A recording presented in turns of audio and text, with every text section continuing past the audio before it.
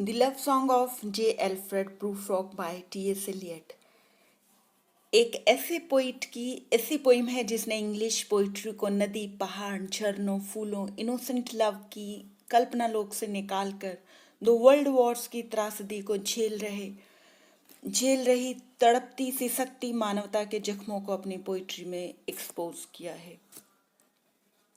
Sikh humanity और loss of values की तस्वीर विलियम ब्लेक ने भी लंदन में प्रेजेंट की है, लेकिन इस बार टी.एस. एलियट ने अपने स्टाइल और कंटेंट से 20th सेंचुरी मॉडर्न पोइट्री का वैसा ही शंखनाद किया जैसे 1798 में वर्ड्सवर्थ और कॉलरिज के लिरिकल बैलेड्स ने रोमांटिक पोइट्री का किया था।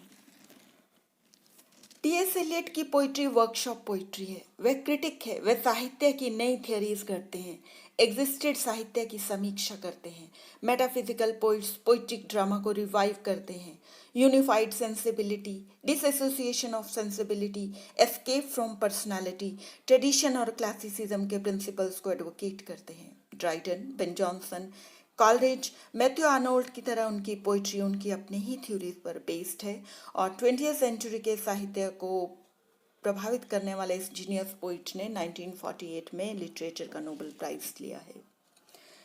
These are some of the names of the poems written by him. अपने 45 इयर्स के लॉन्ग करियर में टी.एस. एलियट ने पोइम्स, प्लेज, लिटरेरी और सोशल एसेज लिखे हैं। मेटाफिजिकल पोइट्स, बहुत सारे एसेज, बहुत सारे प्लेज उन्होंने लिखे हैं। ये कुछ नाम उसमें से हैं। टी.एस. एलियट के क्राफ्ट्समैनशिप और आर्टिस्ट्री की बात करें तो इम्पॉर्टेंट है टाइम क्लॉज।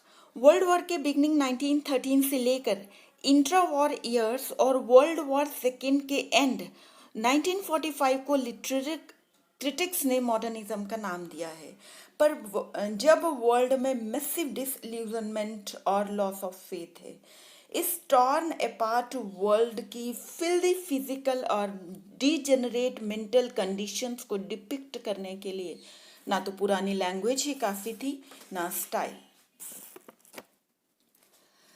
वेस्टलैंड पर खड़े होलो मैन को एलियट ने बड़े ही इलिप्टिकल क्रिप्टिकल मेथड से कनेक्टिंग लिंक ओमिट करते हुए स्केच किया है और ये जो एलियट ने अपना स्टाइल बनाया है, इस पर उस वक्त कंटेम्प्रेरी मूवमेंट्स ने बहुत कंट्रीब्यूट किया है।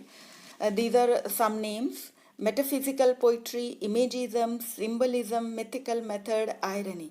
और इन मूवमेंट्स की अगर बात करें तो इमेजिज्म जो है वो Ezra Pound, T E. Hulme, Hilda Doolittle ने ये जो मूवमेंट शुरू किया जिसमें वो क्लियर कट इमेज यूज़ करते थे सिंपल वर्ड्स में क्लियर पोइट्री के लिए। और जब हम प्रूफरॉक पोइम को देखते हैं तो हम नोटिस करते हैं कि एलियट पर अपने मास्टर एजरा पाउंड का बहुत ज़्यादा प्रभाव है, किस तरह उन्होंने क्लियर कट इमेजेस यूज़ की हैं। सिंबलिज्म को ले तो एलियट का जो पोइटिक शॉर्ट हैंड का मेथड हम इस पोइम में नोटिस करते हैं, उस पर फ्रेंच सिंबलिस्ट स्टीफन मल्लाम और जू लाफो का बहुत प्रभाव है। और मिथिकल मेथड जो जेम्स जॉयस ने यूलिसिस पोइम में यूज़ किया है, एलियट ने उसको अप्रिशिएट किया और एलियट के लिए मिथिकल मेथड हिस्टोरिकल सेंस से रिलेटेड है। कंटेम्प्रेरी हिस्ट्री में फ्यूटिलिटी है, एनार्की है, लेकिन ये प्रॉब्लम्स पास्ट में भी थी, उन्होंने इसे सॉल्व किया। पास्ट की विजडम और एक्सपीरियंस को प्रेजेंट में भी यूज़ किया जा सकता है। टी.एस. एलियट ने कंट्रास्ट के मेथड से सिचुएशंस को प्रेजेंट किया है। जब हम पोइम को देखते हैं, प्रूफरॉक पोइम को जब आप पढ़ते हैं तो आप नोटिस करते हैं कैसे उसने पूरे पास्ट सिचुएशंस को प्रेजेंट की जक्सटापोज किया हुआ है। पर्टिकुलरली अगर हम इस पोइम को देखें, अभी तक हम टी.एस. एलियट को एज ए जर्नल पोइट जो भी उन्होंने लिखा है उस आधार पर देखा है। अभी पर्टिकुलरली प्रूफरॉक पोइम जो है, इसको टेक्स्ट को पढ़ने के बाद जब हम टी.एस. एलियट को डिस्कस करते हैं, पोइम को डिस्कस करते हैं, तो स्टार्ट ही एक लैटिन एपिग्राफ के साथ होती है, दांते के इन्फर्नो के साथ, जहाँ पे गिडो डी मॉन्टी फेल्ट्रो दांते से मिलता है और वो जो बोलता है कि अगर तुम बाहर जाके बता दोगे तो मैं तुम्हें ये सब ना बताता, उसको ये लगता है कि जो दांते हैं वो भी नरक में ही रहेंगे, और वो अपने मन की बात उसे बताता है। तो इस तरह के एपिग्राफ से शुरू होने वाली पोइम हमें बता रही है कि ये किस तरह की पोइम होगी, कि समथिंग इनकॉम्प्रिहेंसिबल आने वाला है। पोइम क्या है कि एक मिडल एज्ड पर्सन अपने आप को प्रिपेयर कर रहा है कि क्लब में बैठी हुई विमेन में से एक को जाके उसे प्रपोज करना है। पूरी पोइम के अंदर नोटवर्दी पॉइंट ये है कि जो लाइफ सस्टेनिंग फोर्स लव है वो एंथुजियाज्म और एनर्जी नहीं दे रहा, but the person is introspecting, postmortem, visualising the situation. और ये देखना पेनफुल है जिस तरह की ये पोइम है। प्रूफ रॉक एक ड्रामेटिक रादर इंटीरियर मोनोलॉग है। प्रोटैगनिस्ट अपना हार्ट पोर आउट कर रहा है, और इसके लिए पोइट ने मेटाफिजिकल, सिनेमैटिक और स्ट्रीम ऑफ कॉन्शियसनेस टेक्निक को यूज़ किया है। ये कुछ पर्टिकुलर पॉइंट्स हैं, कैरेक्टरिस्टिक्स हैं प्रूफ रॉक पोइम के, कि किस तरह एलियट ने बिल्कुल एक डिफरेंट सब्जेक्ट मैटर यूज़ किया, डिफरेंट सब्जेक्ट मैटर को डिफरेंटली प्रेजेंट किया, डिफरेंट डिफरेंट स्टाइल के अंदर प्रेजेंट किया।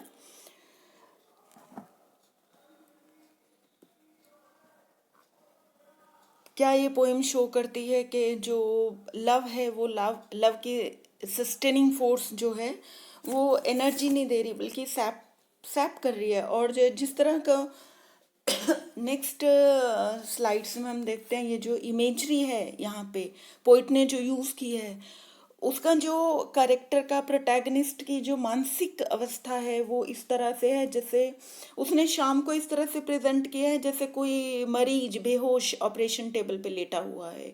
गलियां उसे लगती हैं कोई टीडियस आर्गूमेंट है, बिल्कुल फैला हुआ बेवजह के टॉपिक पे जो एक बेकार का आर्गूमेंट किया जा रहा है। शाम को फैलता हुआ जो फोग और येलो स्मोक है वो अपनी बैक रगड़ रहा है। यहाँ पे जो शाम है वो किसी जानवर के साथ, कैट के साथ कंपेयर की गई है। फिर वो खुद की स्थिति ऐसे फील करता है कि अगर वो जाके क्लब में खड़ा हो जाएगा तो जैसे कोई कॉकरोच हो, वो कोई कीड़ा हो जिसे पिन से दीवार पे गाड़ दिया गया है और लोग उसको पोस्टमार्टम कर रहे हैं। अपने जीवन को वो कहता है कि वो जो पूरा कंपैरिजन अपनी लाइफ को उसने किया, क्या है, measured out my life with coffee spoons.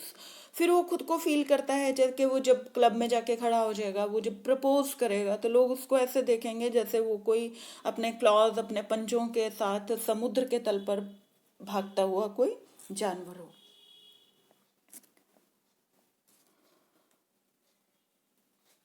Next है कि जो शाम को एक बार फिर उसने कंपेयर किया जैसे कोई जानवर सो रहा हो या कोई इस तरह से कोई ड्रामा कर रहा हो सोने का।